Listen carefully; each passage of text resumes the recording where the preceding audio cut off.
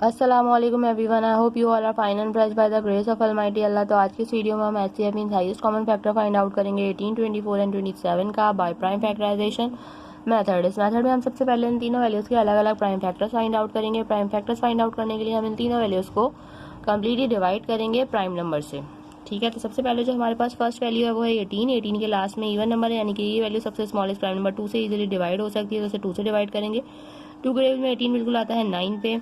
9 अब 2 से डिवाइड नहीं हो सकता। 2 के बाद जो नेक्स्ट प्राइम नंबर है वो है 3 और 3 के टेबल में 9 आता है 3 पे और 3 के टेबल में 3 आता है 1 पे। यहाँ हम 18 को कम्प्लीटली डिवाइड कर चुके हैं। जो हमारे पास नेक्स्ट वैल्यू है वो है 24। इसके लास्ट में भी हमें इवन नंबर नजर आ रहा है, यानी कि ये वैल्यू भी 2 से इजीली डिवाइड हो सकती है। 2 के टेबल में 2 आता है 1 पे और 4 आता है 2 पे। ये बन चुका है 12 जो कि आता है 12 2 के टेबल में 6 पे और 2 के टेबल में 6 आता है 3 पे और लास्ट में 3 जो है वो 3 से ही डिवाइड होगा क्योंकि 3 के टेबल में 3 आता है 1 पे। लास्ट में जो हमारे पास वैल्यू है वो है 27 जो कि 2 से बिल्कुल भी डिवाइड नहीं हो सकती क्योंकि इसके लास्ट में ऑड नंबर है। और 2 के बाद जो नेक्स्ट प्राइम नंबर है वो है 3, वैल्यू 3 से बिल्कुल डिवाइड होगी क्योंकि 3 के टेबल में 27 आता है 9 पे और 3 के टेबल में 9 आता है 3 पे और 3 के टेबल में 3 आएगा 1 पे। यहाँ 27 को भी हम कम्प्लीटली डिवाइड कर चुके हैं। अब सबसे पहले हम प्राइम फैक्टर्स लिखेंगे 18 के, जो कि हमारे पास आए थे 2 मल्टीप्लाई बाय 3 मल्टीप्लाई बाय 3।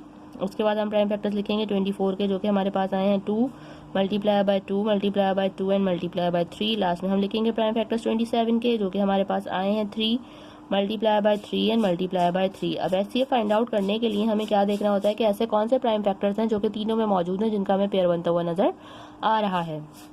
तो देखिए यहाँ पे हमें ये एक 3 का पेयर बनता हुआ नजर आ रहा है। ठीक है, 3 जो है वो तीनों में मौजूद है। एक 3 का पेयर बना, पेयर बन के बाहर आ गया, से हमने एक बार लिख लिया। उसके अलावा क्या ऐसा और कोई प्राइम फैक्टर मौजूद है जो कि तीनों में मौजूद हो?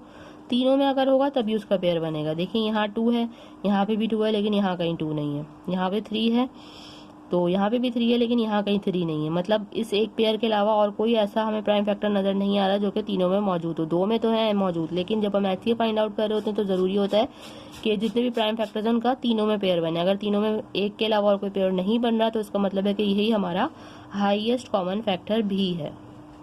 देखा आपने कितनी जल्दी से हमने एचसीएफ जो है फाइंड आउट कर लिया है 18, 24 एंड 27 का। आई होप कि वीडियो आपको अच्छे से समझ आई है। अगर ये वीडियो आपको पसंद आई तो लाइक और शेयर जरूर करें और मेरे चैनल को भी सब्सक्राइब करें। इंशाल्लाह बहुत जल्द मिलती हूँ आप सबकी नेक्स्ट वीडियो में। अपना बहुत ख्याल रखिएगा। अल्लाह हाफिज़।